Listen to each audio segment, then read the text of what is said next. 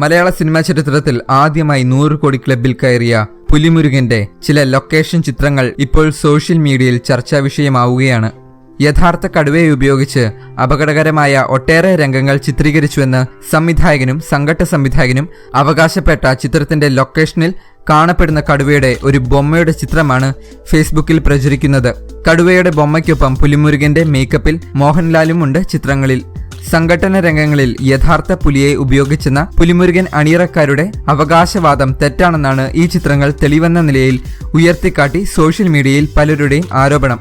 എന്നാൽ സിനിമയ്ക്ക് ആവശ്യമായ ഷോട്ട് എടുക്കുന്നതിന് മുൻപ് അത് ക്യാമറയിൽ എങ്ങനെ പതിയണമെന്നും എന്തൊക്കെയാണ് അളവുകളെന്നും മുൻകൂട്ടി തീരുമാനിച്ചുറപ്പിക്കാൻ ഉപയോഗിക്കുന്ന ഡമ്മിയാണ് അതെന്ന് സംവിധായകൻ വൈശാഖ് പറയുന്നു. വൈശാഖിന്റെ മറുപടി ഇങ്ങനെ: ഫേസ്ബുക്കിൽ പ്രചരിക്കുന്ന ലൊക്കേഷൻ ചിത്രങ്ങളിലുള്ളത് ഞങ്ങൾ ഉണ്ടാക്കിയ കടുവയുടെ ഡമ്മിയാണ്.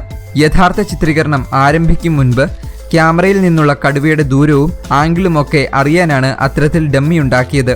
ചിത്രീകരണത്തിന് ഉപയോഗിച്ച ജീവനുള്ള കടുവയുടെ അതേ വലിപ്പവും ഭാരവുമൊക്കെയുള്ള ഡമ്മി നിർമ്മിച്ചെടുക്കുകയായിരുന്നു.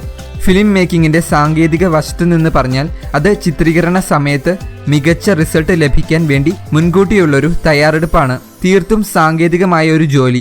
സിനിമയുടെ സാങ്കേതിക രംഗത്ത് പ്രവർത്തിക്കുന്നവർക്കെല്ലാം അറിയാവുന്ന കാര്യമാണിത്. പിന്നെ ഒന്ന് ചിന്തിച്ചു നോക്കിയാൽ പോരെ, ഫേസ്ബുക്കിൽ പ്രചരിക്കുന്ന ചിത്രത്തിൽ കടുവയുടെ ഒരു ബൊമ്മയല്ലേ കാണുന്നത്? അതുപയോഗിച്ച് എങ്ങനെയാണ് സിനിമയിൽ കണ്ടതുപോലെ കടുവയുടെ മൂവ്മെന്റ് സാധ്യമാകുക? വൈശാഖ് പറഞ്ഞു. ഇതേപ്പറ്റി നിങ്ങളുടെ അഭിപ്രായങ്ങൾ താഴെ കമന്റ് ബോക്സിൽ രേഖപ്പെടുത്തുക. കൂടുതൽ സിനിമാ വാർത്തകൾക്കും വിശേഷങ്ങൾക്കുമായി ഈ ചാനൽ ദയവായി സബ്സ്ക്രൈബ് ചെയ്യുക. Like, share and comment. നന്ദി.